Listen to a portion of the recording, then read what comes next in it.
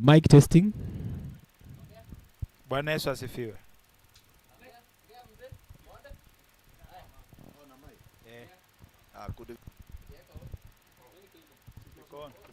Ongea tu.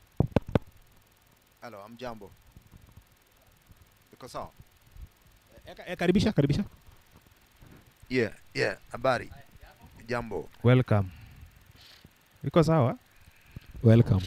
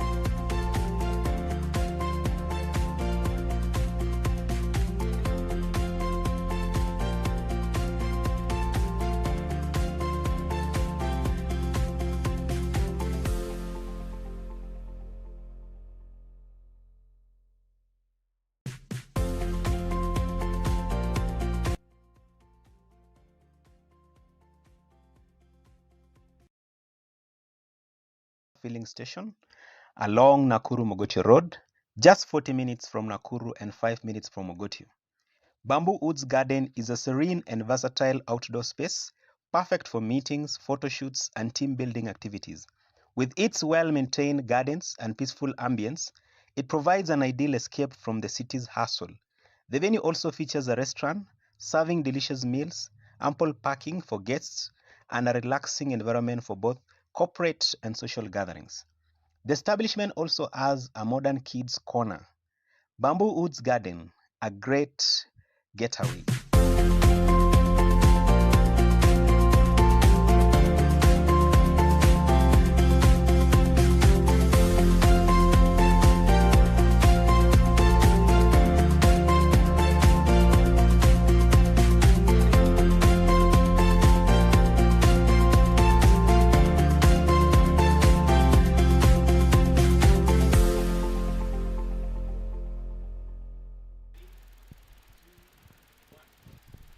Ladies and gentlemen, good afternoon, good evening, or good morning wherever you are watching us from. You know, kuna watu wana watch from diaspora, ndio maana tunasema good morning. Don't wonder why we are saying so. And welcome to this conversation today. Welcome to this conversation today, where we will be having a conversation on which way Baringo. We will have a discussion with my guests today. Here today I have 3 guests who are political analysts. We will do in and out of what is happening in within the borders of Baringo County and the country at large, where we will be focusing on politics, education, and the current development, especially when you come back or you trickle down to home, where we'll be having discussions about the upcoming by-election and the leadership in Baringo County. All together, we will be put it here from our guest, and we will be having a very good conversation. So I want to take you I want to take this opportunity to welcome you to this conversation. We are coming to you live from Bamboo Gardens here along Nakuru Marigat Highway. And without much ado, ladies and gentlemen, I want to welcome my guest. Here I have Sumukwo, I have Mike, and I have Evans. And I'll give each and everybody of them to give an introduction. And then we continue direct to our conversation tonight. Karibu sana Sumukwo. So welcome guys. This is Sumukwo. You have heard my name. Welcome so much to this media Cosmo. I want to encourage this media to go far and open spaces for youth to speak up, even wazes to say something. So again, welcome. We make discussions on the politics, economical life, social life, and many others. Thank you so much. Mike, it's your opportunity now. As you have heard about my name, that I'm John, Mike, or John Cheriot, I want to take this opportunity and welcome all the viewers and everybody all over the world who are watching us from Bamboo. And I want to say thank you so much, Cosmo, for organizing this kind of conversation. Thank you so much, Mike. Evans, it's your turn. All right. I want also to join my friends in appreciating the Cosmo team for giving us this time to analyze much about the politics. I'm Evans, Kemboi, a developing politician, and of course, we are yet to learn more about this Baringo. Thank you so much. Thank you so much. I've realized I've not mentioned my name for my guests to catch up. My name is Kelix Bengas, the moderator of the conversation tonight. And I want to welcome you and all our viewers to this conversation. We are moving with speed. Directly, we want to talk about the economics or the issues affecting Baringo County. Ladies and gentlemen, and our first topic for today, or our first discussion, or the opening discussion, is about political leadership and representation in Baringo County. And I want to start with Sumukwo. How do you rate the current leadership in Baringo County currently? Maybe in a scale of 0 to 10, I would rate Baringo County at 5. Maybe some reasons. Oh yes, why reasons? The Baringo County is a structure of government headed by a governor, downwards, maybe to MCA. Yes. So, but currently on developments, on the health sector, which is a responsibility of a county government, Yes. on ECD, Uh-huh. and even small developments, I would give it 5. You will give it 5. Let's come to Mike. How do you rate the current leadership in Baringo County from scale of 0 to 10? Currently, if I may say, Baringo County is a blessed county out of the 47 counties. But to be specific, our leaders have really, ashamed us. Yes. Because if God has given you so many, resources, He expects you to do something by doubling, by improving.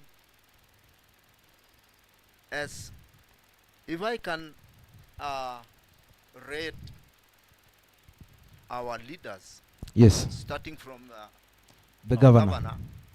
and all up to the MCAs, categorically I can say they are below average. They are below average. They are below average. Thank you. Why 4? 4, because if I ask you, my friend, Yes. now, we do not have governor. We have governor by the name, Yes. but the actions of governor is not felt in the ground. That disapproves the diversity that we mention every day in, day out. So, to me, the leadership of Baringo Uh-huh. is yet to be looked into. and I really want to urge the people who are watching, Yes. our people, we really need to rethink, calm down, and see how best we can do. But allow me, my friend, Yes. to congratulate one of our leaders Uh-huh. within Baringo County, the MP Mogotio. If you ask me to rate personally Yes. or in person, Let me just indulge on that. We will come to the ratings of our MPs. okay. We wanted to highlight on the issues affecting Baringo County at large. We'll move to those issues now when it comes to the leadership hierarchy from the governor to now the vacuum that we have from Senate. We have a women rep and we have the 6 MPs in Baringo County. And before we move to leaders, there is an issue that I think we should highlight, or is that something that I just want you to give me your views on. We went to election 2022 Yes. and we voted in our MPs. We voted in our governor. We voted in our senator. Then we voted in a women rep. And finally, we voted in the 30 MCAs in Baringo County. There is so many things in our county. Starting from what Sumukwo has touched on, we have health. He's talked about education, which is nursery schools. That is touching the county level now. And then he touched on infrastructure. And I want us to look at these 3 things in our county level. How is our health sector, starting from there? People who have been given the opportunity, I'll start with you, Sumukwo, to guide us or to lead us in the health sector. What is your rating, starting from the governor? How do you see our health sector in Baringo County? So maybe the health one Yes. is a very fundamental thing or department in a county.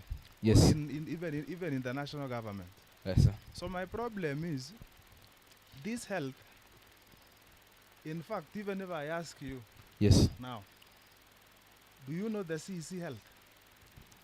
Has Ah, it come to your village Uh-huh. even once? So that is one of the problems. Addressing the challenges of Mwananchi Yes. needs the leader to know the challenges in the ground. Uh-huh. That's number 1. And then number 2, in as much as we blame a lot these county governments, Yes. sometimes the national government also has a problem on health, because that's a major issue on which, on my side, I would not advise it to be delegated to counties. Because if you see a county like Baringo, Yes. with a maybe allocation from the national government of around 7.2 billion, Yes. around 3.5 goes to salaries, and then 3.5 goes to development. Health is a major thing. The education may be small because it is only ECD, and then the rest left to national government. So on my opinion, maybe health below average. On infrastructure, it is very critical again. Yes. But now we see county government doing a lot of, let me say, shoddy work. Because on my view, even if you pass by these county roads Yes. all over the county, you will find some culverts, very small ones. Mm-hmm. Kama hii pipe ya PVC, hii ya 1 inch. Lakini maji yenye inapita hapo, voluminous water. So that is a problem. Yes. The public participation on that side, Yes. you will even wake up and go to your village and then find, or you find a culvert constructed without the knowledge of the residents. Yes. That is a problem. On my side, the county government of Baringo maybe is doing worst. Another thing, Yes, Sumukwo. maybe a problem of, maybe naeza tetea kidogo governor. Uh-huh. Problem ya Baringo kidogo, maybe vastness of the land, because it is around number 3 Uh-huh. in terms of size. So developing the whole area becomes a problem. Uh-huh. But again, after developing, it should be a tangible thing. Instead of putting 10 culverts, why don't you put one which is tangible, which can be seen, and which can serve residents for a longer period of time. Yes. So my opinion or my rating on the governor or the leadership of the county Yes. is below average. Is below and average. We need to do something. That is my take. Thank you, Sumukwo. I'll come to Mike. You give us your views on the issues of health and the issues of infrastructure. In accordance to, if you ride on what Sumukwo has said, Baringo County, every year, every financial year, we get not less than almost 6 billion in our county. And a major problem in this county is the issues of health. As Sumukwo has highlighted, health is something that is headed to the national government. But as Baringo County, what are we doing to see that we improve every day? Kutakuwa na issues ya wafanyakazi, kutakuwa na issues ya even the CHVs. I think they are under county. What is your take on that? Because kumekuwa na issues mingi sana. Thank you so much. As we had talked about leadership and governance. In this issue of health, I want to be very specific. Yes. On where and health is concerned. Yes. When we got our independence, there were 3 core values in which our former leaders came up with, which is there in our 2010 constitution. Yes.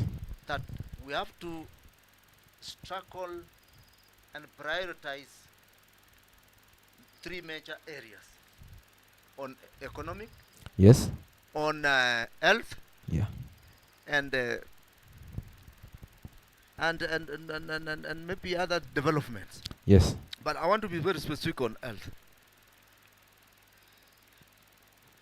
When the 2010 constitution promulgation was done, Yes.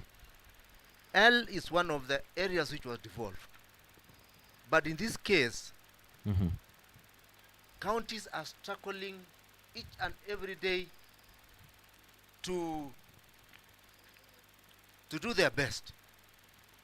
But I think in this area, it is either the Baringo County don't have a qualified personnel, or the governor himself doesn't have goodwill to assist the CEOs Yes. and the doctors so that they can do their work. I mean, and so that they can do quality job. Secondly, another scenario is, Yes. it's likely that maybe the national government have not, I mean, given them enough finance so that they can do, I mean, proper work on health. Let me say something concerning CHVs. We have a lot of people who have been trained on the ground. We have a lot of trained personnel. We have facilities in all our sub-counties. Yes. Name them from Wasekes to Kablaimoy. Yes. There in at Olkokwe during and during Vision 2030. Yes. That infrastructure was constructed. Mogotio was constructed. You go to Sirwa and other areas. I don't want to mention all of them. But when you go to these dispensaries and hospitals, Yes. you find people are languishing in problems. The sick people are not attended to. Yes. Maybe the shortage of nurses. The few who are there are struggling. They are doing their best. So let's just as you can brief, or you can bring it short, Yes. so that we save on time. Yes. Is that the health sector in this county is still low. It is still it is still low. Still low. It is still low. Okay, I will get back to that health sector issue. I want to give to Evans to give us your view on the issues touching health and infrastructure in Baringo County. I'll be asking you maybe just a slide of what your two colleagues have discussed. There is these two issues, infrastructure and health. Has the governorship in Baringo County for the last 15 years achieved any successful stories in terms of health issues? In terms of health-wise issues? Yes. My friend, I think, to be sincere, I don't want us to beat around the bush, because Baringo at large, the issues of health is really malnourished. That is what I can say. It is really below. I can say we are doing actually some shoddy work, to be precise.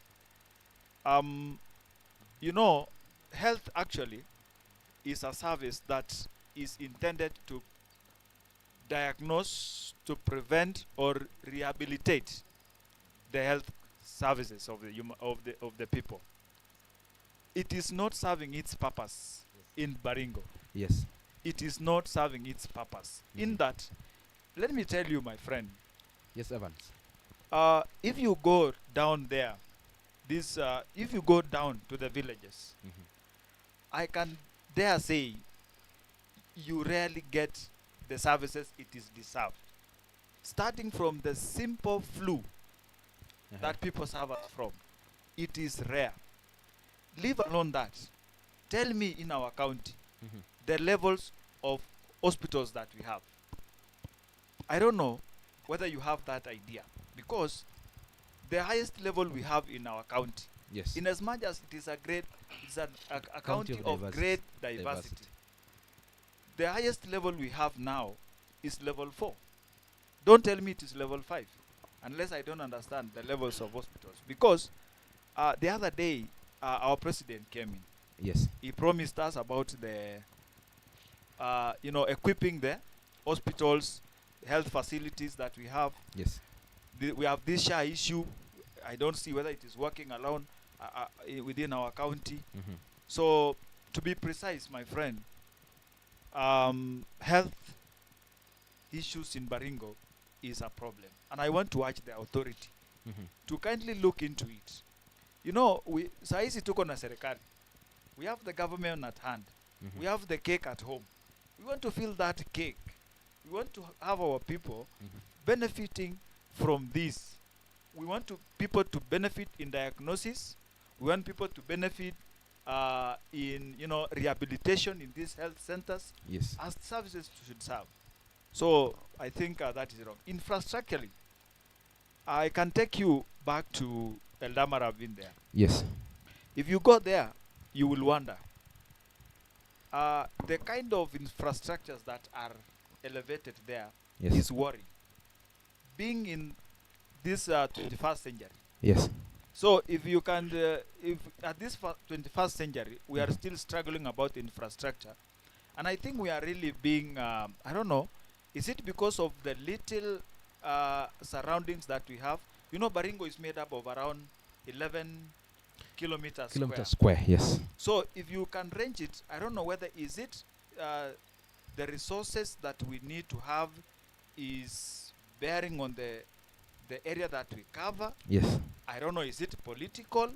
Because to be sincere, we are not having what we need to have as the people of Baringo County, as much as health issues are concerned and infrastructure.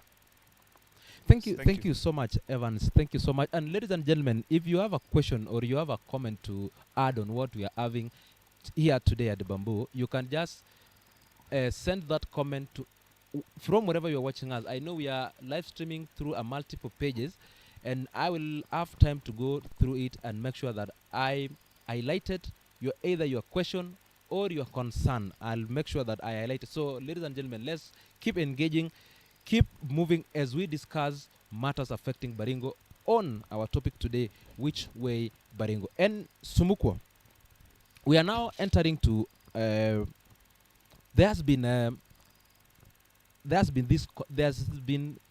a conversation going on between our MPs and the county government, especially during the recent entrenchment or the public participation on entrenchment of NGCDF into the Constitution of Kenya.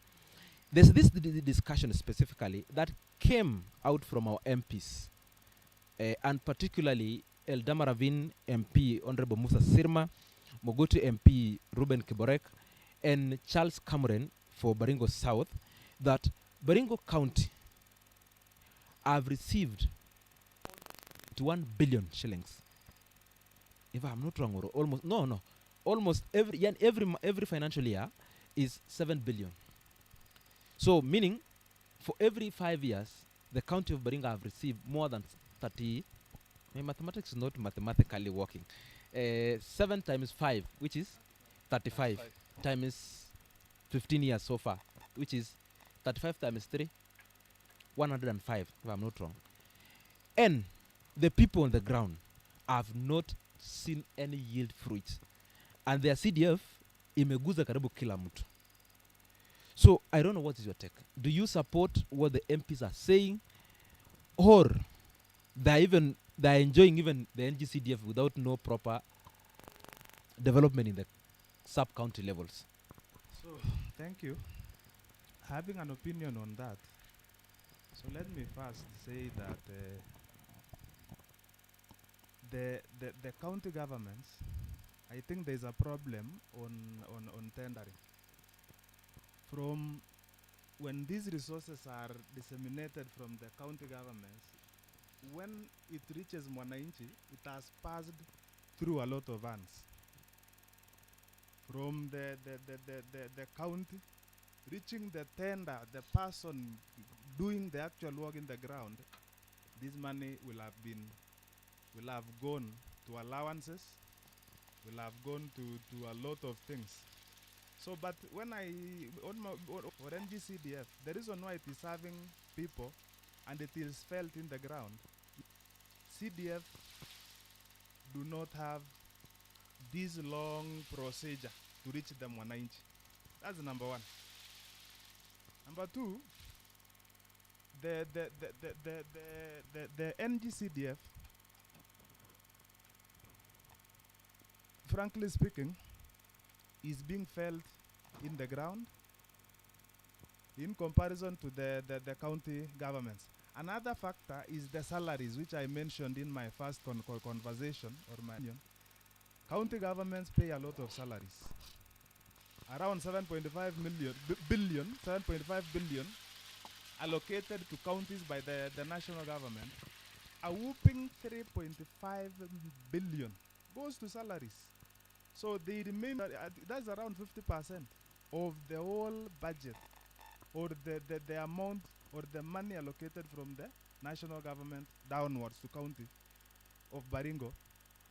3.5 goes to salaries. Yes. Salaries. So county government is reduced to a salary remuneration commission. Yes, that's a problem. Yes. But CDF, to some extent, it serves Mwananchi directly. And then again, I also want to blame the county leadership on the we do not fee. Yes. My first opinion, I said the development projects, starting from education, that ECD, and even the projects I mentioned, like in my way home. Yes. So utapata culvert hapo imewekwa, a very small one, a very tiny one, but I'm very sure ukienda kwa records, my friend, utashanga. They have paid millions. They have paid a lot of millions of money. Yes. And they do not involve Mwananchi in anything. But CDF, when you compare the classes built by CDF versus the ECD classes built by the counties, and then you compare the amount used, utashanga. It is a very big, utashanga. So that is a very major problem we are experiencing. Another thing, Mhm. or you asking, this CDF inafanya kazi kuliko Yeah, county. the county government. Yes. So ingine, so MCAs are also to blame on this equation, Uh-huh. on these problems. Uh-huh. MCAs are the one legislating, they are the ones voting in the county assembly. Mhm. The CECs and the governor will maybe sit down and then produce a proposal on projects, and then it is the house to give the people concerned the what, the NGCDF. The county like Baringo now, Yes. I have been observing very silently the issues of NGCDF. Mhm. To my point of view, it is a bit of rewarding some group of people. Mhm. If you are not aware, a number of people benefit from NGCDF, which are really not supposed to, Mhm. as it is. My friend has also touched about these issues of coming, agreeing on Ordinary man. Yes. But the big issue is when these guys are elected Uh-huh. on representation, whether it's in the national government or the county assembly, Yes. we have a big problem with the individual. But the law is very clear on how to make use of this money to benefit the common mwananchi.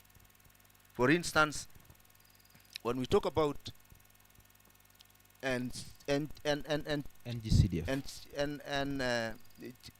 CDF, Yes. we get billions of money each and every 5 years. But there on the ground, the common man, or in bracket the branch, doesn't feel this cash. But each and every year, after 5 years, Yes. you find the member of National Assembly or the member of county assemblies improves his own personal life. And yet that person who is in down there at Wasekes, at Parweza, at Torongo, Mhm. called corruption. Yes. Believe me, you call corruption. Yes. Believe me, you, this cash, whether it's small or in billions, or whether it is in dollars or in Kenyan shilling, the common mwananchi will not feel it. For example, when you go to, there is a road which is starting from Mogotio. This work belongs to the county government. When you ask the MCA, says we don't have funds. I'll ask the governor. Yes. Previously, it was done by the national government. Now, by the end of the day, I do ask myself, and let me ask my viewers, when we are paying these taxes, do we belong to the national government or the county government? It's a good question. To me, we are Kenyans. Yes. This thing, the national and the county government is just a structure which the policymakers have made so that they can manage resources.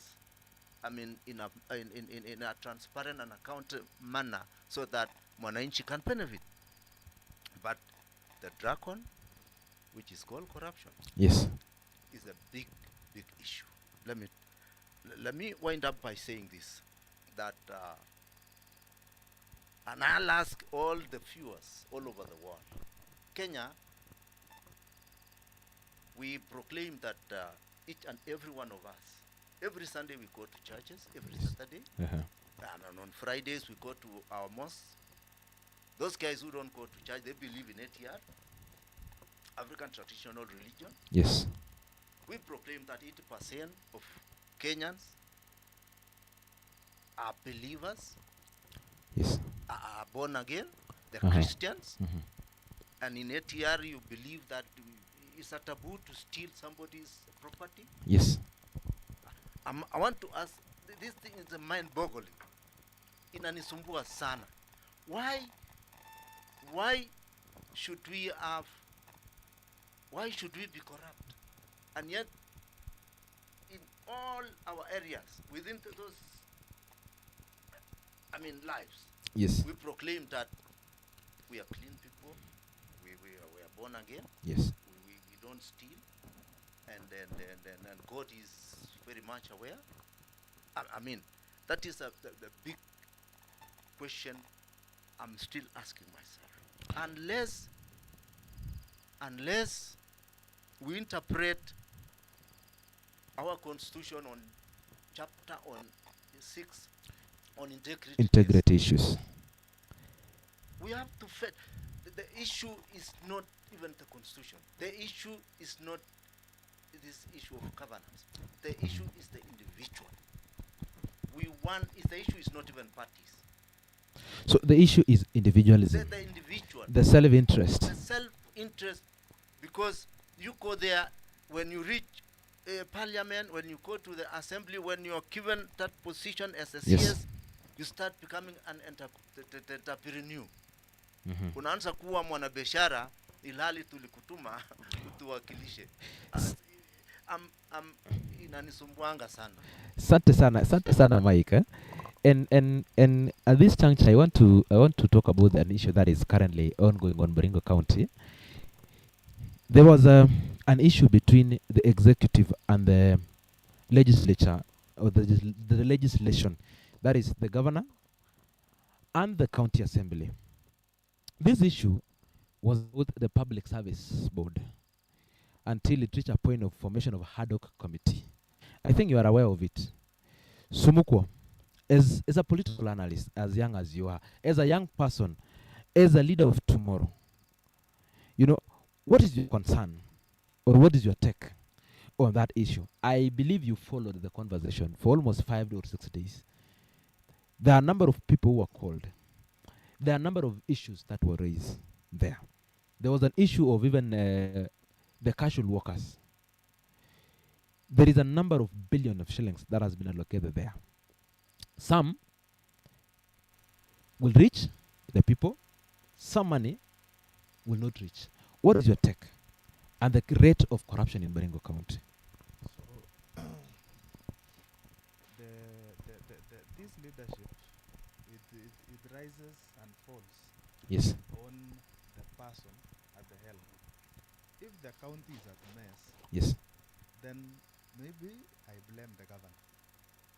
If your family is in a mess, the Yes. leader of a family unit is a father. Yes. And there is a problem with the father. If the country now fails, for Yes. instance Kenya, Uh-huh. I will not blame a governor. I will blame the head of the country, which is the president. Yes. So in this situation, Uh-huh. first let me blame the governor for not structuring these things and to work in a manner Mhm. that does not waste the resources. Again, the corruption is the major issue here. In fact, even what we were talking about the county allocation or the county projects. The reason why the county projects are below standard is as the finances starts from the exchequer, inaenda kiwango ingine inakuliwa kidogo kidogo, wana form committee, hiyo committee wanataka allowance, Uh-huh. inaenda step ingine, ikifika the final mwananchi huko, Yes. the project worth 1 million Uh-huh. inakuwa ya 200 huko mwisho. That is a problem. This issue you are raising now, I also want to blame the MCAs. Uh-huh. The main role of an MCA is legislation and then oversight. My friend, what are you oversighting in a situation where very, very small or substandard projects are constructed? What are you oversighting? What laws are you making as an MCA Uh-huh. if these laws does not assist the people you are representing? What laws are you making? So that's a problem. Mhm. So in my opinion, Uh-huh. the first person to blame apart the governor is these people called MCAs. So if MCAs would correct the problem, make laws, and then make sure they follow this money allocated to every department of the county, Yeah. final destination, then I'm very sure we will not be having these problems. My tech. Sam, what is your take? Not Sam, Evan, sorry. What's your take? There's been issue and the conversation has been going on. And we hope to host those committee on the ad hoc committee, which was formed to streamline issues between the executive and the office of or the legislation. Recently, we saw the county assembly of Baringo. I think it was a light. Ile wanasemanga a light at the end of the tunnel, because this is the first conversation. And to surprise you, the people who are coming up with this kind of conversation are nominated MCAs. What's your take on that? Is it that the elected MCAs who are to represent us as Wananchi are in bed with the executive? To second first on what my colleague, my friend Sammy has said, Yes. the first failure of leadership is the head. I think our first failure comes from the head. For sure, if the governor had structured this system of county, I don't think these things would come. And let me tell you, my friend, this county is becoming a plate of corruption. Yes. It is becoming a plate of corruption. As I once said, initially I said a number of MCAs in Baringo County are members of choir. What do I mean by saying this? You know, we are in the world where now we don't Yes. care about the Mwananchi. Uh-huh. We want to mind about the politics of tomorrow. And if this is the trend, Yes. that we want to only praise those who have powers, Yes.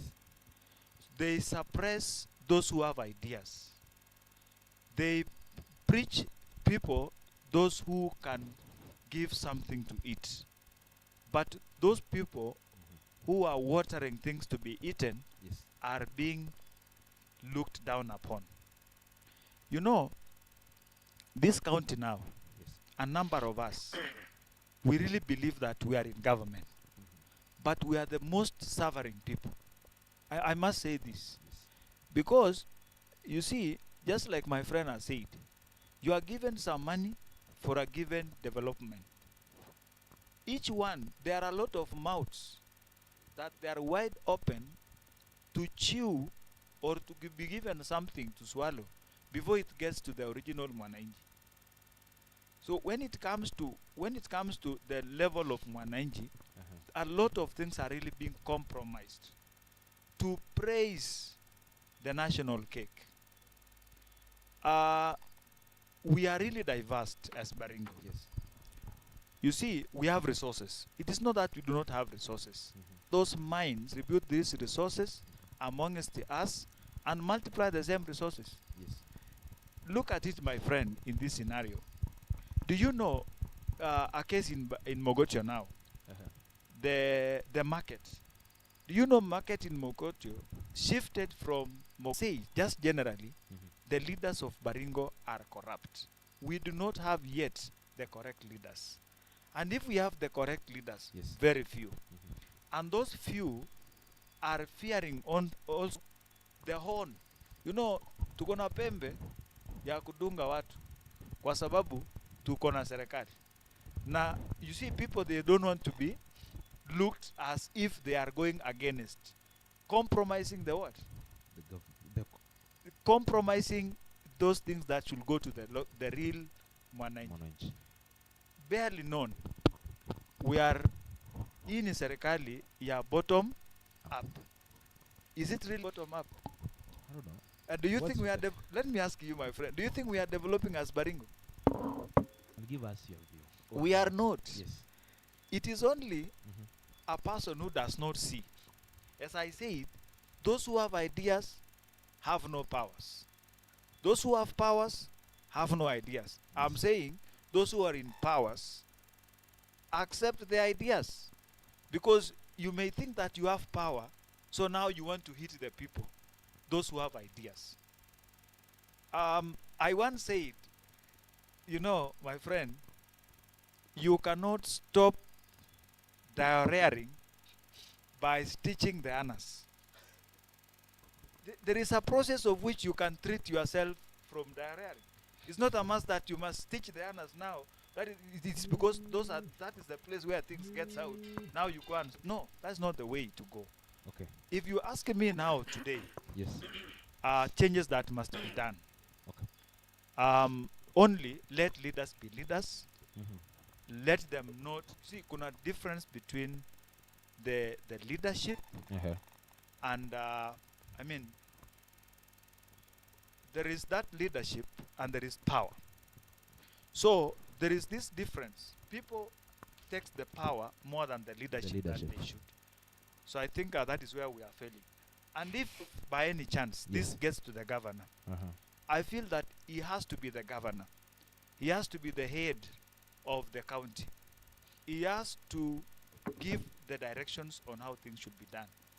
And if for the case of those, Baringo, as I said earlier, it is a plate of corruption. If you are not known, if you don't belong to the certain group, you are not going to have something to eat on the table.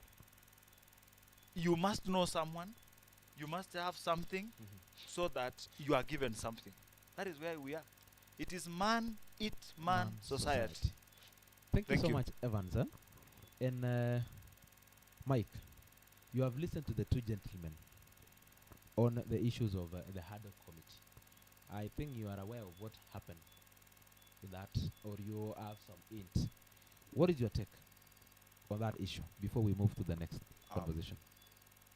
The whole scenario was very, very sad. We did follow in all our medias, and what we saw and what we heard from the committee who are doing that particular job, which they have been given by the county assembly. Say the truth, you find the people who are passionate about, working for the people. Yes. Serious representation in our assembly. But there are who are sleeping on their job. Yes. I've not got the proper,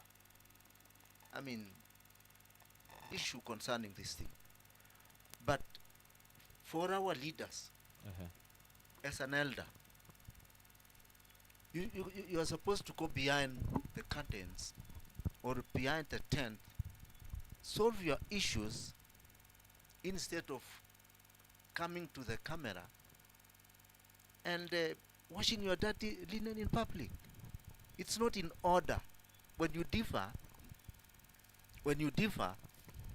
can you find a way of solving those problems? Yes.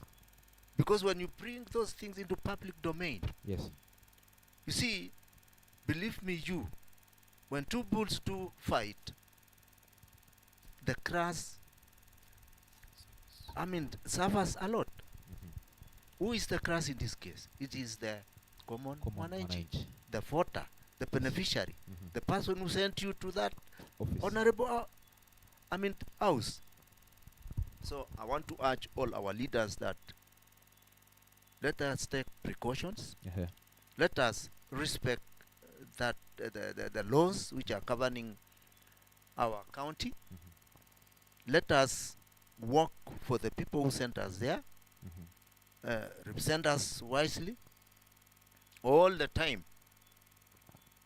Make use of our money, because we pay tax so that we get services, not just services, but quality services. I want to urge all our leaders from all cadres, Yes. whether national or county, Mhm. whether selected or elected, Yes. whether appointed or you got your job by merit, Yes. that you respect the constitution, Yes. respect the person paying the tax, respect that honorable house, Yes. do your things in a sober manner, because we believe that you are of sound mind Yes. and you do things soberly instead of putting all things in the media. And after all, when you are done going round the medias, and now what do you get? I mean, what do I get as a taxpayer? Yes. We need to change the law, that when we get those kind of people misbehaving and making use of the media each and every time, washing their dirty linen in public, Yes. or doing corruption, we recall them. I think the law is very clear that if you are found guilty, when you are found doing stealing or doing any corruption or abusing your fellow colleague Yes. or defiling that honorable house, you need to be recalled back. Why should you stay there? On leadership and governance, I want to say that we are very sorry for voting our governor Kemboi. Next time, and it is my urge and it's my advice, it's my opinion that let us not recycle leaders. When you recycle a leader, believe me that is not going to work for you in the second term. He's going to work for himself and for his family, for his own self-interest. Atajaribu kuokota kwa sababu masaa yanayoyoma. So we don't have shortage of leaders. We have all these qualified guys. Some are doctors, some have PhDs, Yes. some have experience. Why should you recycle as if we have shortage? Yes. Why? Why Kenyans? I want to thank the Gen Zs, because it's an awakening call that these guys are learned. They are our children. We're proud of them. We sold all we had. We took loans so that we improve your grades. That today you are fighting for your rights. We did this thing in the 90s. Yes. And this is where we are with the new constitution. Mhm. It is high time that even the current leadership, the national to the county level, that the young generation should be represented by all means. Otherwise, there's a revolution which is coming. These guys have enough numbers. And today, we need this IBC to be in place like yesterday, so that our youth can register themselves as voters in the next general election in 2027. Uh-huh. There are more than 20 million. Guys, let me tell you, I've taken a lot of data. Uh-huh. And can you imagine, you guys, if you vote as a block, we don't need parties. We don't need UDA. We don't need ODM. We don't need KANU. We don't need all these other parties. We Yes. need somebody with integrity.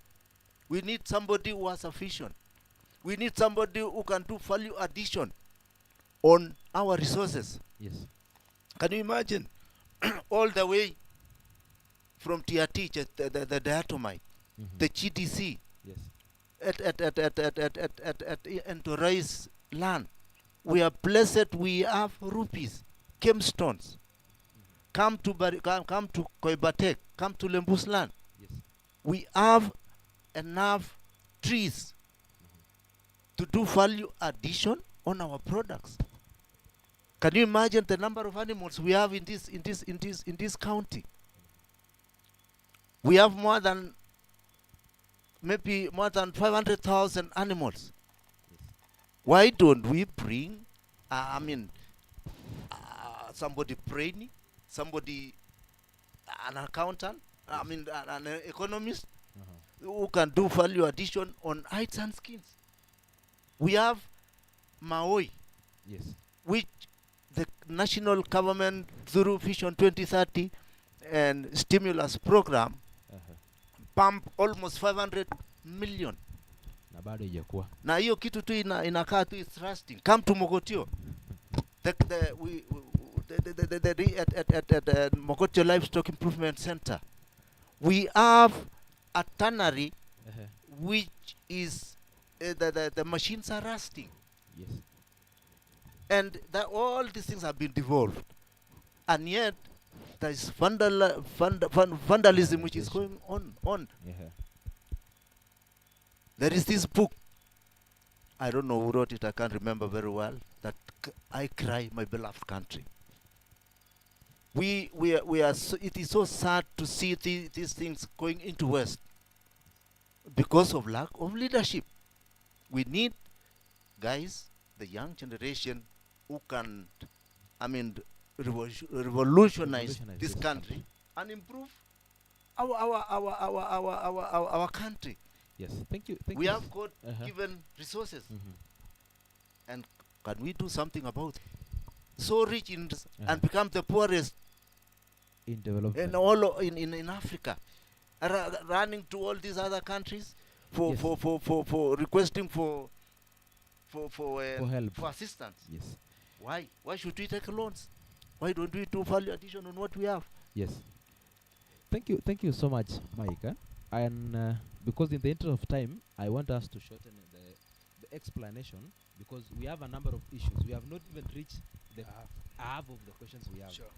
And I want us to rush in time. We only have less than around 30 minutes, and we have a major issue here.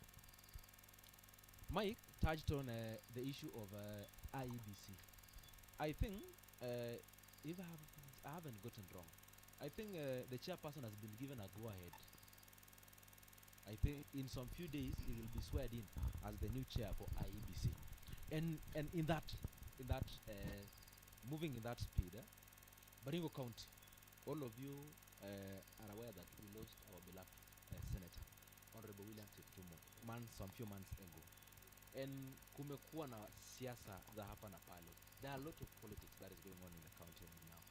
And the senatorial seat for Baringo is hot. We have a number of young men who have come out to seek the replacement of the former senator. And being the number of young men who have come out, I want to hand over to Sumukwo. What is your take to the young men who have come to seek the replacement of Cheptumo?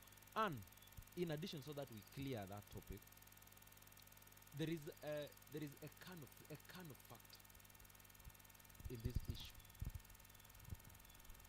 that we have the UDA party, and I don't know from your ratings how popular is UDA when it comes to Baringo representation. Are the people willing to vote in the UDA member?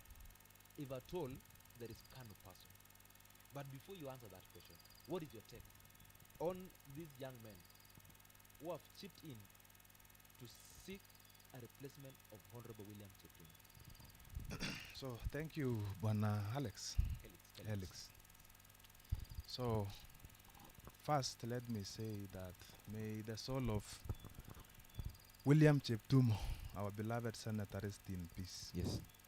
It was very unfortunate. We lost a very strong man who was representing Baringo with the vigor it deserves. So, but again, we will move on. So I want to say this: a lot are coming. A lot of young guys are coming. So let me say, maybe some are youth and some are old people. And I want to make maybe the records clear that a youth is somebody who is below 35 years. If you are 36, you are no longer a youth. Yes. So these are people coming, And my opinion on who to win or how will it go. So the IBC, I think it was today. It was being instituted today, or Yes. the parliament approved it Today. just today. Actually, the parliament So approved the it. chair has taken the position, and these people are beating the drums all over Baringo. It is okay. It is very nice. We need to listen to their ideas. We need to listen to their opinions, Yes. and then the people of Baringo will decide at the end who is a best candidate to represent their views well. On the issue of Kanu coming, or the popularity of UDA in Baringo, let Yes. me tell you, the incumbency power will still prevail. That is number one. These guys who are beating the drum around are here to tell us the parties they will be using. Most of them are not yet open on the parties. Uh-huh. Is it true? That is So true. one, maybe in some few months to come, some will be seen openly that they are projects of either government. Mhm. Some will be projects of of some other people. So we don't know, but maybe the project of the people should win. But the issue of Kanu, you know, there is a saying or a proverb which says, "He who loves last loves the most." So sijui sasa Kanu kama watalete Gideon Moi, because wakilete Gideon sasa, everything will be a mess to these guys who are making a meandering in these terrains of Baringo. It will be very, very tough. Because remember, this guy Gideon Moi, in fact, the guys who are already there, I want to appreciate them. They are making good strides. Yes. So problem is, if you listen to these people, or for these people to bring crowds to listen to their ideas, they must go, or they will always go to funerals, engagements, and sherehes. But what will happen if Gideon Moi comes to the equation? Akisema anakuja hapa Mogotio sahi, si kila mtu ataja. Akisema kesho anakuja. So ni ngumu. Hiyo equation itakuwa ngumu kulingana na mimi. Unless Gideon Moi now ashelve hiyo story yake ya kuwa senator sahi, angoje 2027, it will be very tough. Wacha nikwambie, ukishindana na ndovu kunia, my friend, utapasuka msamba. Ashakumsima tusi, sorry. Gideon Moi has energy. He has energy in terms of money. Yes. Eh? The money power. Might power, hiyo ya pesa. And then a very big factor again, he has the name. Yes. Because that Moi in his name is almost everything. So Baringo again, I don't want to say that Moi's family is out completely. They are still there, they are still powerful, unless they give somebody maybe a baton to go ahead. So that is my opinion about senatorial seat. Yeah. So, but again, I am seeing a lot of people coming every day. You open a WhatsApp status, everybody wants to be the senator of Baringo.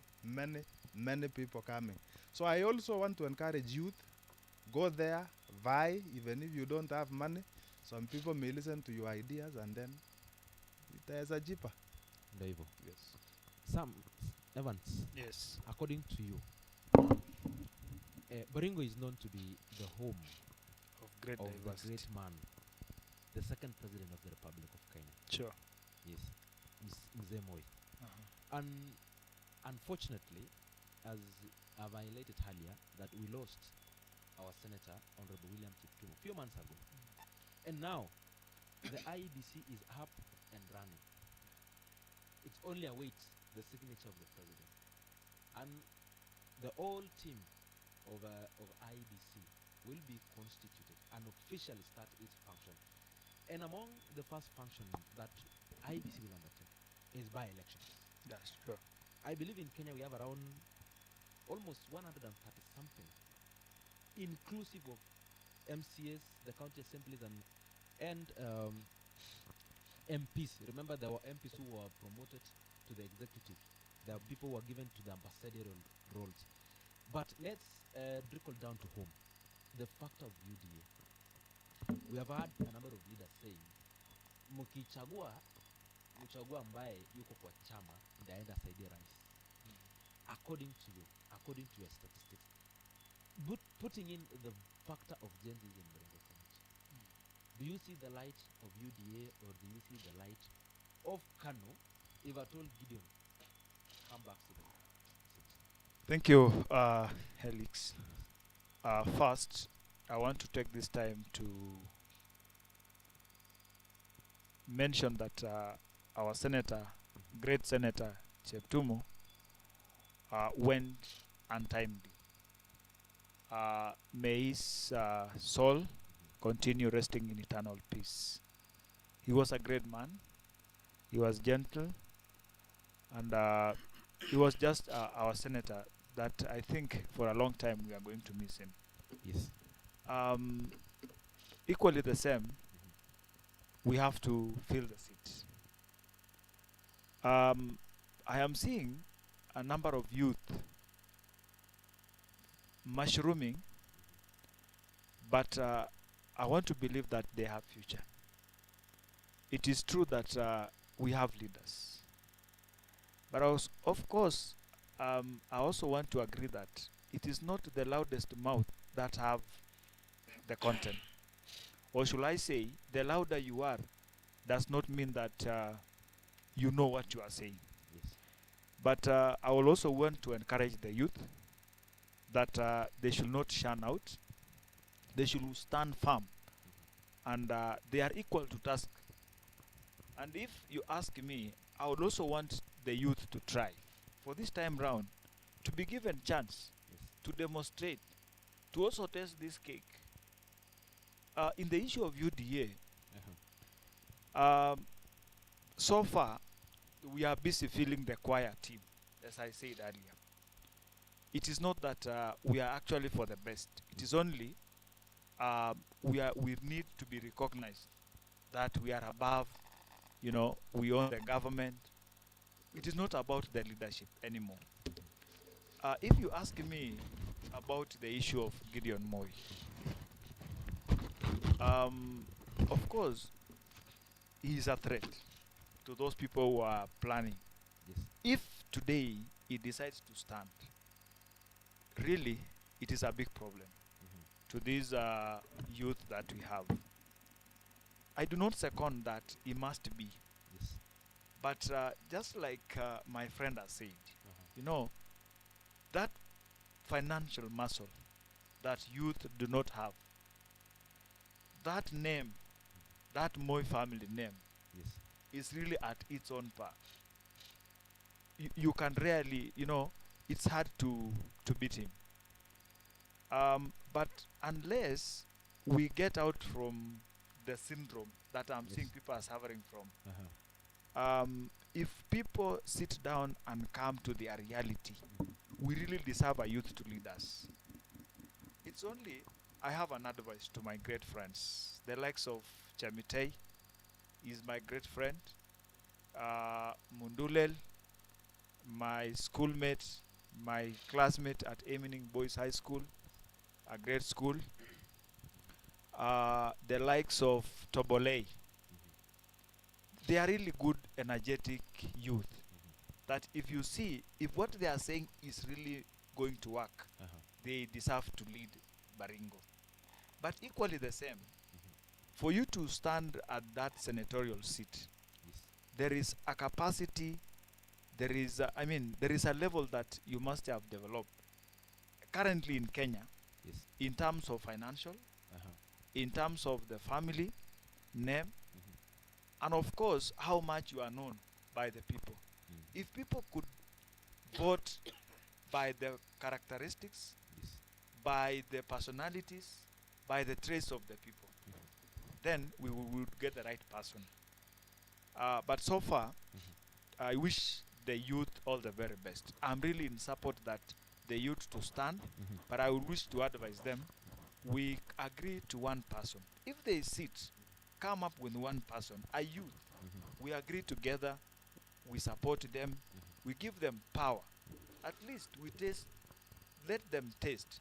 The likes of MP Mogotio, Kiborek, you see, is trying actually to show that youth can do something. is really energetic, and you see he's running up here and there. So if we can have such youth that they can have, they can support that, you see, it is really productive to our county. But as we speak now, there is where the cake is being controlled. There is where the remote is. You know, we have the political remote now, for those people who do not know. So it is being controlled somewhere. So if we are not keen, the youth will just mushroom themselves, and then all of a sudden you realize them, they just cease out, and that is the end of their political career. Thank you That so is much. my take. Thank you so much, Evans. And before I give to Mike on his views on Mike, there is an issue that was raised by and has been raised by a number of people, that kwa hawa vijana ama all the aspirants who have come out to contest or to show interest, or who have shown interest in vying for the senatorial seat, a number of them has been named as projects. And it's really a conversation that is going on right now. Kwamba kama Baringo hatutaki project.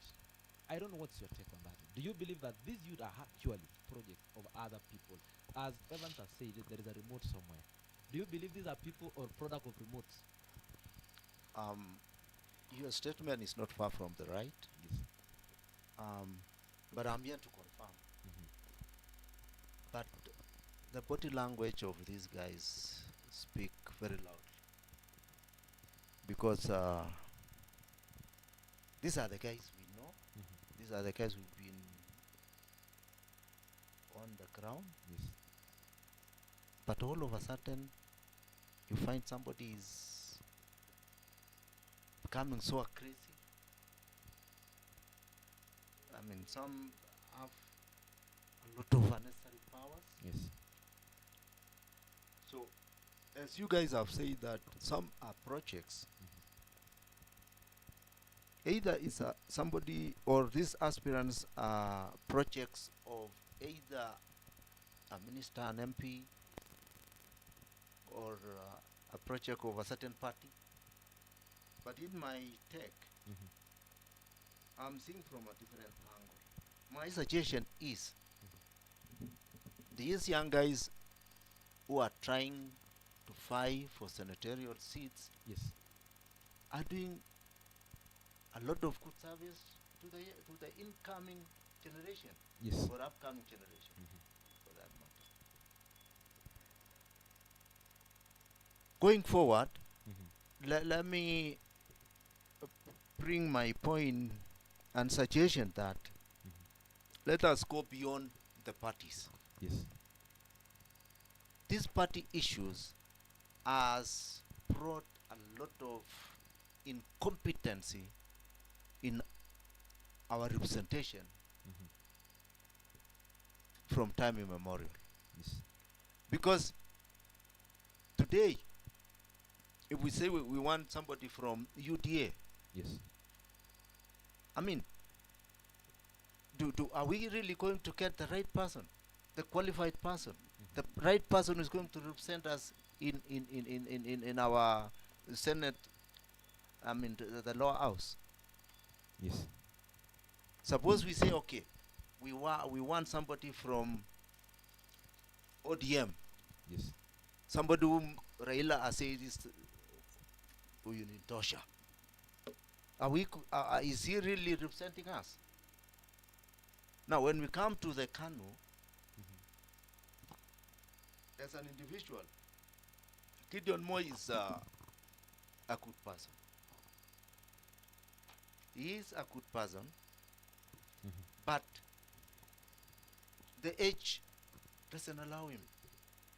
You cannot, if I was to advise him, I would rather tell him to go for presidency and bring the younger generation from the Moise family, or from Kanu.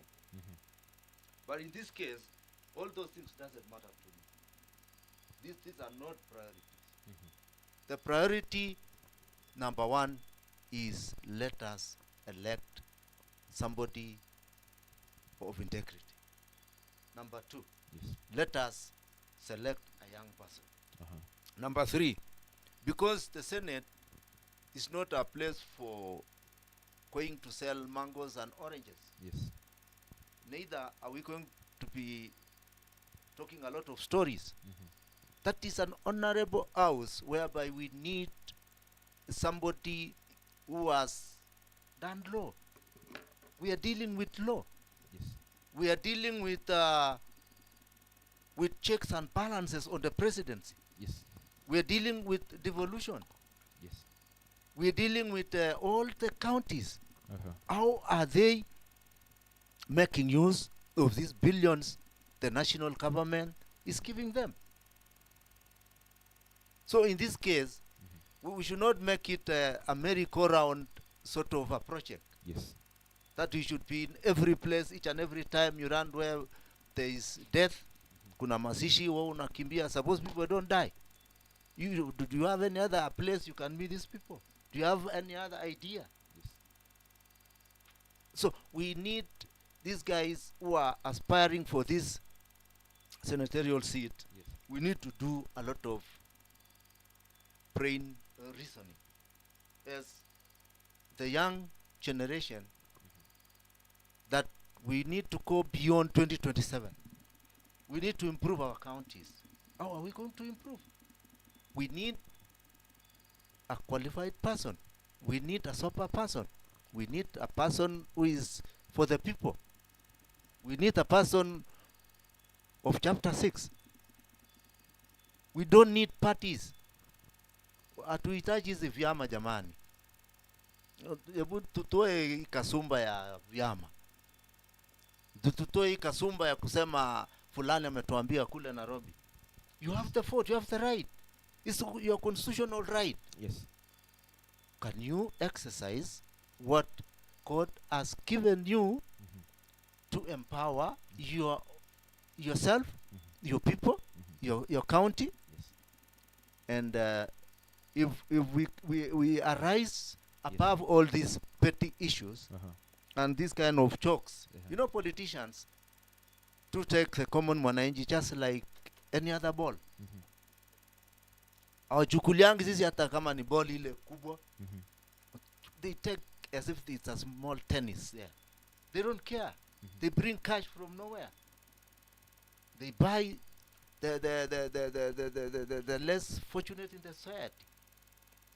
They come, they just sanya vijana there because unataka ya mokoka, unataka ya changa, unataka ya pombe, unataka ya just 100 bob. And then you sell your right. You give to the wrong person, and then after some few days you start crying that there is no employment, that I'm not being represented. Our funds, our cash is being misused by our counties, our MCAs, our governors. We need to reason beyond selection or election. Let us go screen and do the vetting and bring the right person. Thank you so We much. have, as I finish, Yes. I know we have all the parties. We have the majority party, which is the ODM as per the constitution, as per the Political Parties Act as of now. And UDA is the second, the party after ODM. Just go see how the finances are being given to each and every party so that you know whether I'm saying the truth or not. UDA is not the popular party. I know. Now, as per KANU this is of the party. oldest party Yes. with all the assets and with all the cash, with all the formulas. Because our former president, may his soul rest in peace, Yes. ruled for 24 years. And so it is still a strong Political party. political party. Here in Baringo. But going forward, can we elect even somebody from independent? Somebody of integrity? Yes. So long as he qualifies to represent us, to agitate for our rights there, and see that this cash is given to our county, that it follows to the governor's office to see that all this cash is well utilized for the benefit of me and you. Thank you so much, Mike. Thank you. I think we'll be shooting out because of the interest of time, because we want to touch on the national issues a bit. And before we move to the national issues, there is an issue that has been here since I remember what the late Senator Cheptumus used to say when an incident happened in Baringo, that the of banditry took place in 1977. That is the first attack of banditry in Baringo North, and has become a disease for all those years. Even the government has promised, under the leadership of His Excellency the President William Ruto, the scars of banditry in Baringo, both the three sub-counties, Baringo North, Tiati, and Baringo South, Sumukwo. How do you see this? How is it? How can we end, or how can government? Because the government has almost utilized, if I may, the avenues we security have, apparatus. the security apparatus. Everything. We have the best of the best, but still, the incident happens. Even to our affected region now, our brothers in Elgeyo Marakwet County. Yes. Because I've had Elgeyo Marakwet on the list, because you no longer currently hear about banditry between Baringo and the Samburu. It's now the other side is going to Samburu and Meru. Yes. And going about that, Yes. there is a wall that was constructed by Turkana County between Baringo and Turkana to bar the two communities in aim of reducing banditry. But let's come back home.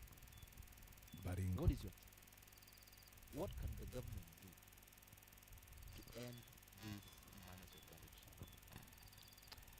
Thank you, Alex, for the question. So, my opinion, or my first, I'm not a security expert, so maybe I can give my opinion.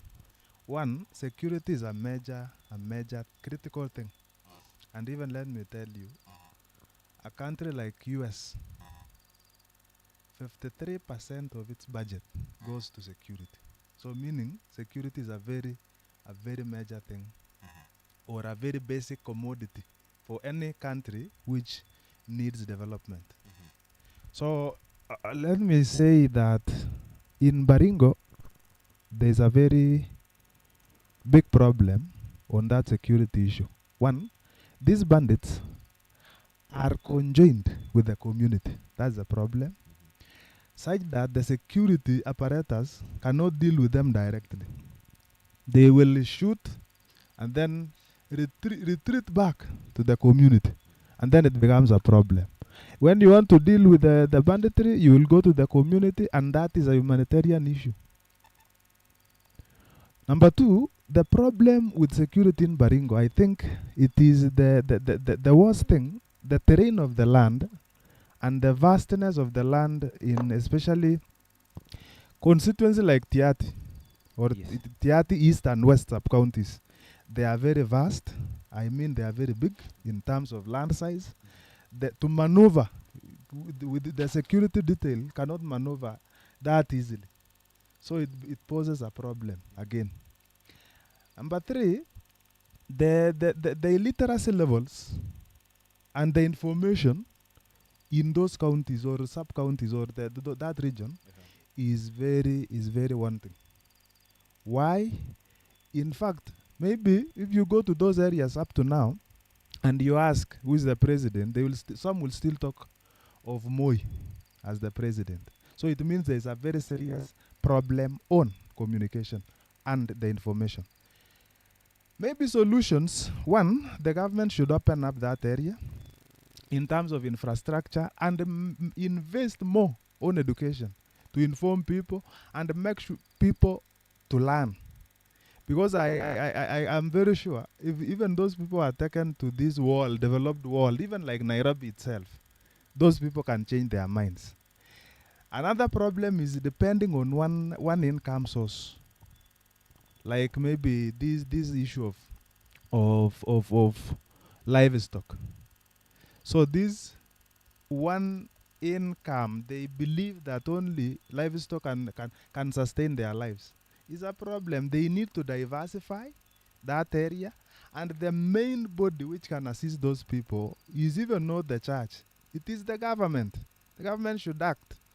The Ministry of Interior should always act and be with the people so that the solutions can also be found. Lastly, the residents there also has a problem, or they have a problem. Why?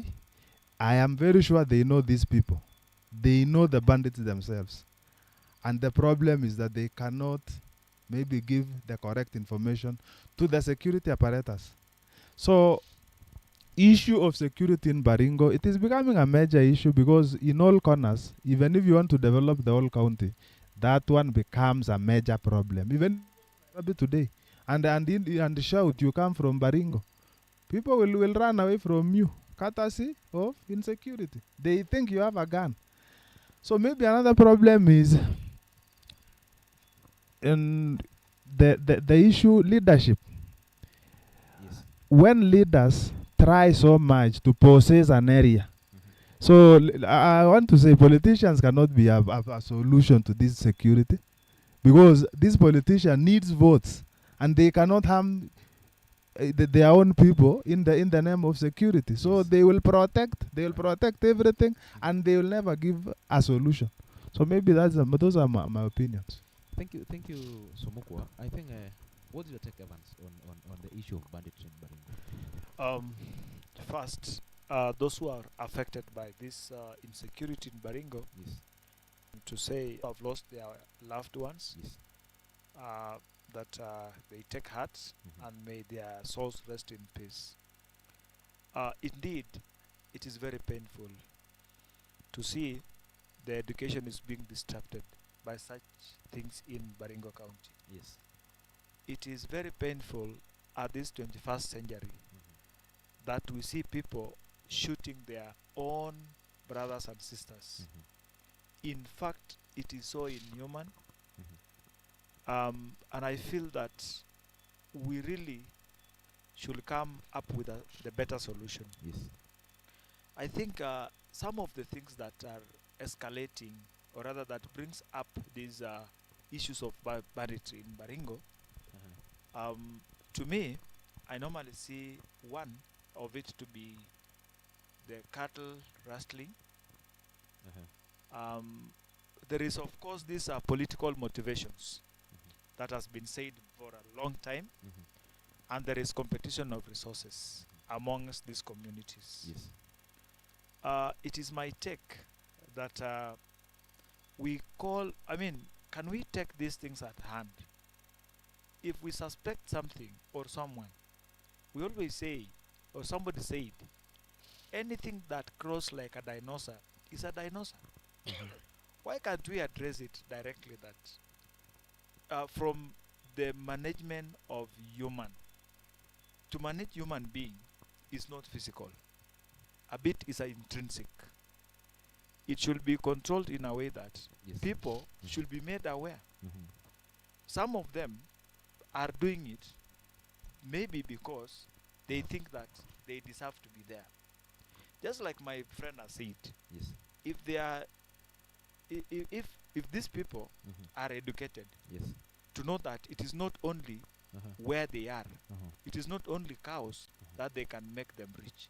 It is not only their land that can make them rich. I think that is one of the things. Yes. If you also see, in terms of political motivations, Yes. Politicians can win in many dynamics or Yes. diversion. Yes. They cannot, of course, reprimand their people because they have their votes. So they will pretend that they don't want it to happen, yet after that, Yes. they go behind the tent, and of course, they collude with them. Yes. And if you look at the issue of small. There is this issue also of small arms and weapons. Yes. You see, these people, they think that they have rights Yes. to own some weapons. Uh-huh. They want to practice how it is used. Yes. Maybe lack of knowledge, or maybe competition with the government. So my take, Yes. true, I do not appear in any experts of the security. Yes. I really know little about it, but from my own opinion, Yes. I would wish that this thing is addressed from the village level, from the community level. Community level. Because I believe the community Yes. itself Uh-huh. knows these people. Mhm. There is a most recent scenario, Uh-huh. very touching. I happened to see some people who were killed Uh-huh. from the sides of Tot. They were brought, they were dumped naked Yes. around Mogotio. Mogotio. In this first 21st century, Uh-huh. you know, it is really painful. I really felt that really we deserve something for security. You can imagine somebody very innocent has been killed, taken all the way from Tot to Baringo. Mogotio. Ati sasa hatujui mwenye amefanya hiyo. Do we really have security? I mean, what is it that the security, the national security, is doing about such? I think it is being compelled. It is being accelerated by some of the leaders. That if by any chance there is a leader that does this acceleration of banditry, Yes. to be tamed, I mean, they should be found, jailed, or even killed, because they have costed lives of thousands of lives of people. Of people. So it is my take that these things to be looked into in a way that the community knows why they should not do that. I want to say it's not a must that the government to use their muscle, Yes. to get these people. Uh-huh.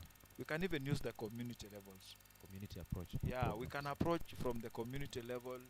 Uh-huh. We find out the solution, Yes. and just like my friend has said, education is a tool that we are going to fight it. Knowledge, that knowing, Yes. that humanity that people will get Uh-huh. will make them know that they deserve to live with their brothers and sisters. Thank you so much.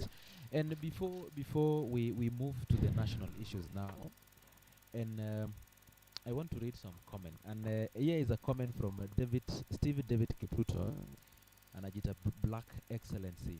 Amesema IEBC team will only assume office after the constituted 3-bench hearing hears and determine the petition before it. And also there is a case at the Supreme Court filed by lawyer Willis Otieno on the exact date. Let me check.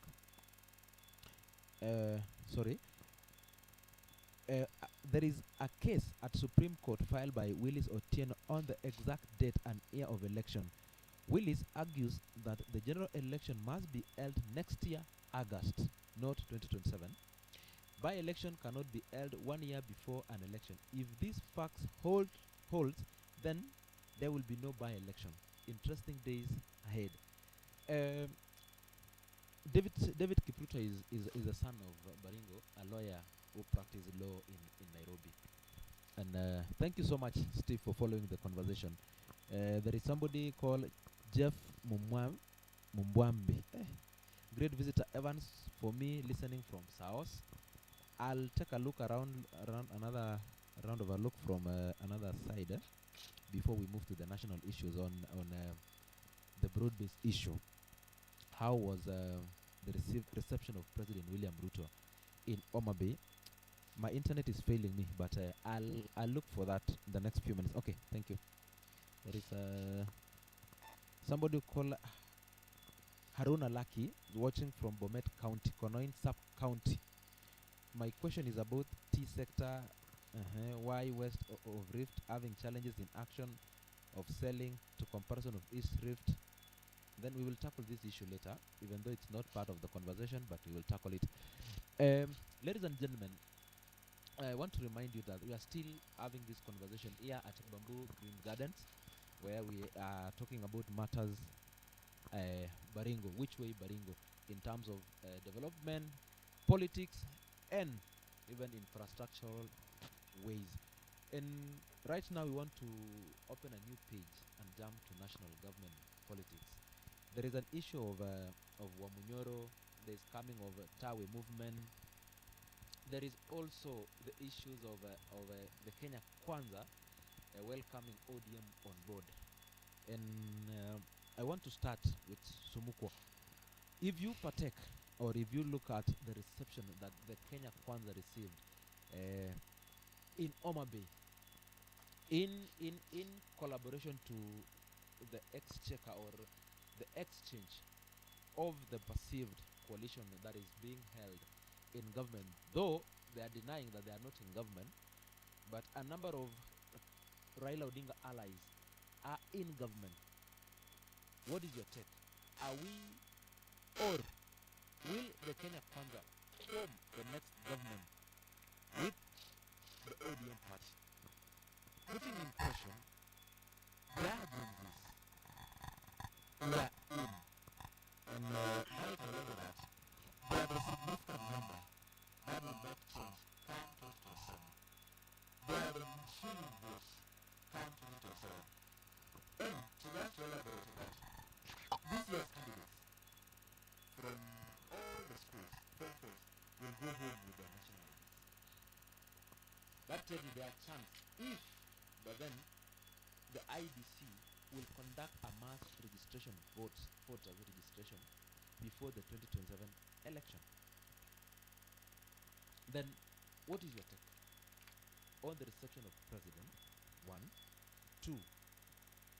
Will the Kenya Kwanza government form the next government with ODM and the Mount Kenya factor affecting the Kenya Kwanza regime? Take.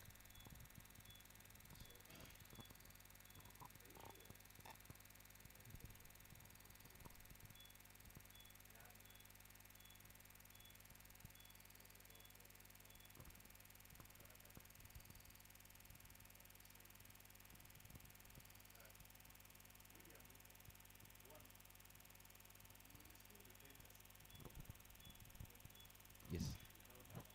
Uh-huh. Let me say this.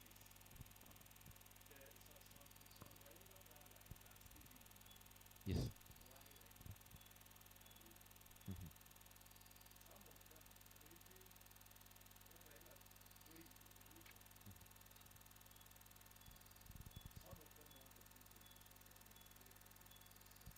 Yes. Unfortunately, Mm-hmm. like Raila is not a person who can win. In fact, the strongest politician in Kenya Mm-hmm. should be Raila Odinga in terms of the weight Mm-hmm. of the votes in unity Mm-hmm. is a very strong asset for Raila. Yes. And Raila can use them anyhow, Mm-hmm. of course, to his own advantage. Mm-hmm. I want to, in 2021, I'm a sympathy in 2021. Raila spoke in Juba and he supported that account. But the Kalonzo factor in this equation, Kalonzo will know. Respect the labor marijuana Kalonzo is doing this. Yes. Kalonzo will do Mm-hmm. you go. Yeah. Then you go more than India. Uh-huh. And Kalonzo commands this Kamba vote. Even from the previous election, Mm-hmm. the Kamba votes were very, very. Kalonzo took all of them to Raila. And then the issue of Wamunyoro. I want to tell my viewers here, the viewers of this media, Yes. that Wamunyoro is one, he was not at Mount Kenya thinking at Yes. first. Yeah. And that's why you saw the stalemate Mm-hmm. of Ruto choosing the deputy president. It took a lot of time because already Mount Kenya had no good. So it took a lot of time choosing who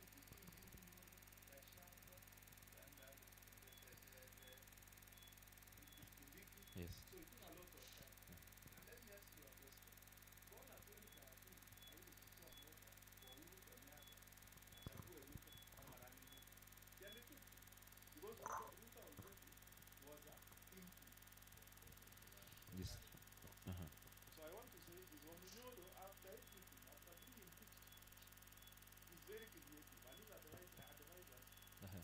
I think, are doing the right job. They told Omunyoro, make sure you incite your tribes people or tribesmen to be, you polarize them, polarize them. That's what Omunyoro is concentrating on them. Every Sunday, every day, and even wearing the regalia of Kikuyu, traditional regalia, even. These colors being the orange. Yes. Or, yeah, the orange color. He wants Kikuyus to identify with him, and now making a kingdom, because he was known. And na ukiona jambo mzuri, Omunyoro atakaribia hapo kuwa kitu kama unaangalia. Uh-huh. So it is like this. Kidogo wataenda, things will change. Atakunywa kidogo, because now mtu hapa atawasili power of incumbency, hapo na ICC. Alafu pia kuna Raila nyuma yake. Raila is very strong. Okay. Hapo bado. Yes. Alafu Kalonzo will come. Because Kalonzo ataki. Kukaa baridi. So another question was on The issues of Gen Zs. the issues of Gen Zs, on how it will affect the election. Let me say this again. Gen Zs, very proudly, but already Gen Zs wengi na vijana wengi, sisi tunasumbuliwa na njaa. Ukiwa vitu kidogo, it is done. Some group already, the reason why Gen Zs are no longer advising everywhere in the streets, like before, wengi walinyamazia hiyo njaa. Unajua kidogo hapo unasema, kidogo a problem. The stomach. The other day you saw hii kijana anaitwa Kasim Wabuni. Kimbia hana radi kwa hiyo siri. Lakini sahi, Eating with a fox. stop on it. So kumaanisha nini? Everything is possible. Gen Z, naona wa follow their fathers. Where and then politics wataingia. Sawa sawa. Asante. Lastly, Yes. Uh-huh. kuna hii issue ya immigration of water. Yes. Unajua, vitu wa Munyoro, anajua Wakikuyu ni wengi. Uh-huh. By the way, in fact, kuna tribes hawezi kuwa president in Kenya. Uh-huh. Tribe, a very small tribe like Amnyon, Yes. Fanya, and others. They know enough people. Tribes yenye iko na chance, unless katiba ibadilishwe, yenye iko na chance, ni kubwa, ni Kikuyu. Yes. Number two, Uh-huh. I can say Kalenjins, kwa sababu so far, there have been 5 presidents and 2 of them walikuwa Kalenjin. Yes. Mm-hmm. Number 3, very close to Kalenjins, Luos. Yes. Lakini Waluya sasa na hiyo disunity yao, everybody is a kingpin in his corner, that is a problem. So vitu kama Kisii, Matiang'i has a chance, lakini he has a chance in terms of track record, lakini the equation of tribalism, Yes. which Kenyans base on most while voting, Yes. Matiang'i hana hiyo. Uh-huh. So on my head, William Ruto, Sammy asubuhi, ameenda. Thank you so much. I think my guest, that question of Wamunyoro and the national politics will be a closing question for us because of time. I've been told that watu wa hapa ndio wanataka kuondoka and time is not on our side, but I'll give everybody a chance to give his view on the issue of the UDA and ODM merging together and having the factor of Wamunyoro on the other side, there is Matiang'i on this side, and finally on the focus of 2027 election. What is it? Mike. Let me just go back kidogo Yes. on President Ruto's reception at Luo land. Lower land, yes, sorry. It about was overwhelming, Mhm. and surely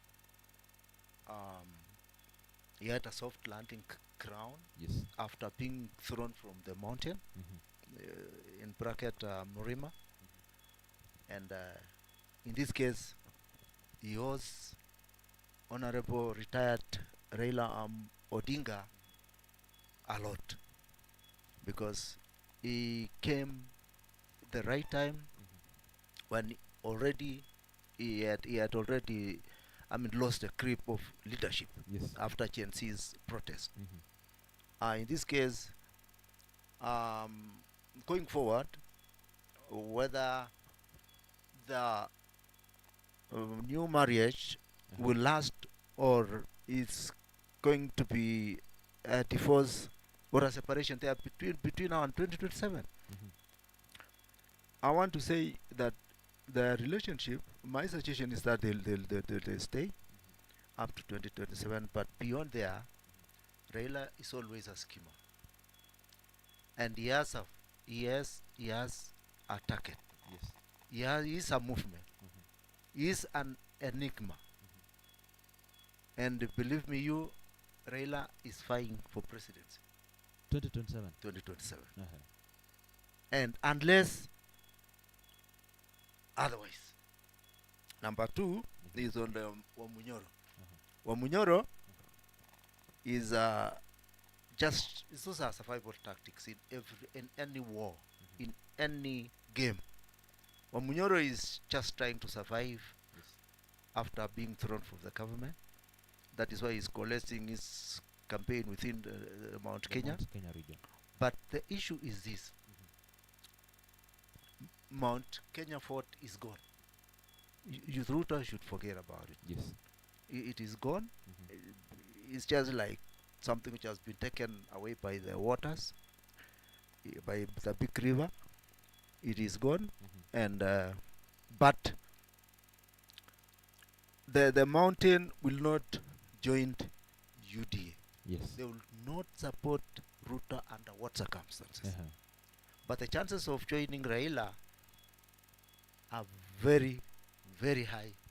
But they will come in protest that we want to show Ruto that we can do something. Put it somewhere. We will revisit. Sure. Those are the chances are very high that the mountain will come back in protest to support the lake. If at all Raila will vote, will vie for the I've told presidency. you Raila is vying for presidency. We'll wait and see. Now, that is my take Yes. and that is my position on Gen Zs and going forward. Yes. That this country depends on this young generation. As an elder and spokesman and one of those freedom fighters Yes. that who are silent and not known, we fought for this the freedom that Yes. we're enjoying now. Uh-huh. There were no, in the 90s, there were no multipartism. Yes. We fought for it. There were no constitution. Yes. We went through, and that is where we are now. I just wanted to urge you guys that this is your time. This is the right time of taking power. Because we're going on retire while we still want to cling on the same power, Yes. while you guys have got no plans. It is your time. Going forward, Gen Zs, if they can organize themselves, Yes. I'm not saying that they do the bad things, but can you take power through the constitutional means by registering yourselves to be a voter, Yes. by voting for your own, Uh-huh. by voting for integrity, the person, Yes. and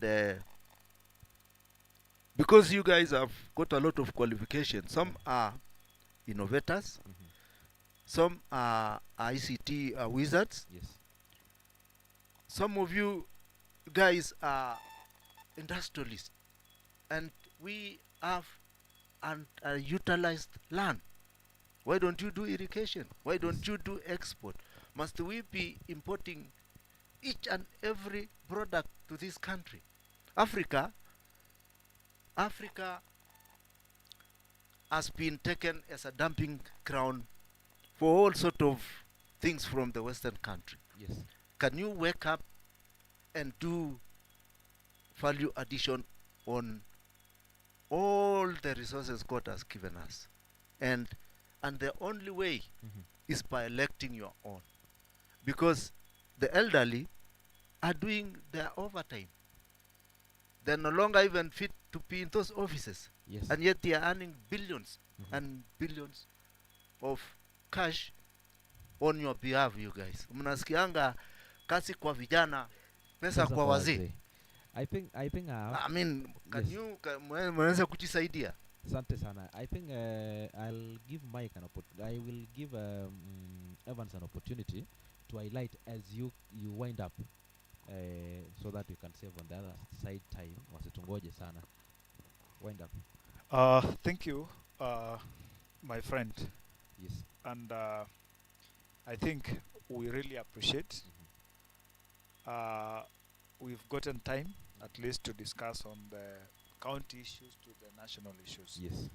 And maybe as I wind up on the issue of political muscles, Yes. as far as the presidency is concerned, Uh-huh. I am a very big, great, and happy supporter of William Ruto. Yes. And I trust in his process. Uh-huh. It is only very unfortunate that it has come the time when people have become more wise. Yes. Just like my friend has said, I just want to be contrary a little bit that Raila is trying to bring Ruto so that he helps the people of Nyanza and maybe the Luo land. But can I say this? Ruto will remain strong for whatever the case. Uh-huh. He has the power, Yes. he has the mind, Uh-huh. he has plans, Yes. he has the people. I mean, he's dynamic in all ways. So I barely say, just like, the other day I was seeing the likes of Atwod. Yes. They were not believing Ruto that Would be the was president. that was going to be the president of Kenya. They were not believing on his ways. But as we speak, they can say barely that he's a hard man to, it's just a hard nut to crack politically. So I think the issues of Mount Kenya, that is just but a cloud, a moving cloud, and the soonest possible we shall see the rain, and then the sky opens. And that is when the 2027 will come in. So I want to take this time, Yes. ladies and gentlemen, to our viewers, we really appreciate. And shall I be given another chance? Yes. I feel we were not. It was not enough for us to mention this. Yes. But I want to give my final remarks. Uh-huh. I don't know whether I will be given another time.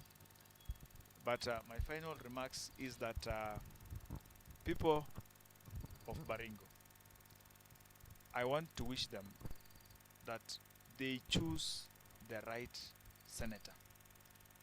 They take their time, they look at the character, and look at the people. You get a job. But now a youth graduates and stays home for 10 years or 12 years before getting a job. In fact, this is a disaster. We need to fight for our positions, even in political spaces. Do not fear. In 2027, vibe for these big spaces like gubernatorial seats, even these big seats, do not fear. Fight for your space. Yes. Another thing I want to tell you, everybody, my viewers there, the viewers of this media, politics is life. Everything surrounds politics. In church, there is politics. In schools, politics. Yes. In your communities, there is politics. Do not avoid politics. Yes. Just do engage in politics, which encourages people, which develops your community. Lastly, I want to say this. If given any chance, as anybody of any age, Yes. please do the best to the people, kwa sababu kuna kitu inaitwa laana, na wewe ukiongoza na ufanye vitu wrong kwa mwananchi, then my friend, there is a very big blow to you in future. So thank you so much, Cosmo Media. This is a very good initiative. We wish you success in your endeavors. Continue calling us. There are a lot of people viewing us with different ideas, Yes. different opinions, even in different fields apart from politics. call them and engage with them. Thank you very much. Thank you so much, my guest. Thank you, Sumukwo. Thank you, Mike, and thank you, Evans. And lastly, but not least, I want to thank you so much, all my viewers who have been with me for the last 2 hours. My name is Kelix Bengers. I've been your commentator, and remember, this conversation has been brought to you here at Bamboo Gardens, courtesy of Bamboo Woods Gardens. That is along Nakuru Marigat Highway, adjacent to where you'll get all your services here. Remember, Cosmo Media, we do this kind of engagements on all sectors, but this is just the beginning of our first conversation, Which Way Baringo. We will keep you updated on what is happening next as we continue enlightening the people of Baringo on which way Baringo, particularly in terms of developments, politics, and the future of our great county of diversity. From me and the entire crew who have made this conversation successful, I want to take this opportunity to say good night, tuonane wakati mwingine Mungu akitujalia. Na asanteni nyinyi nyote. Good night.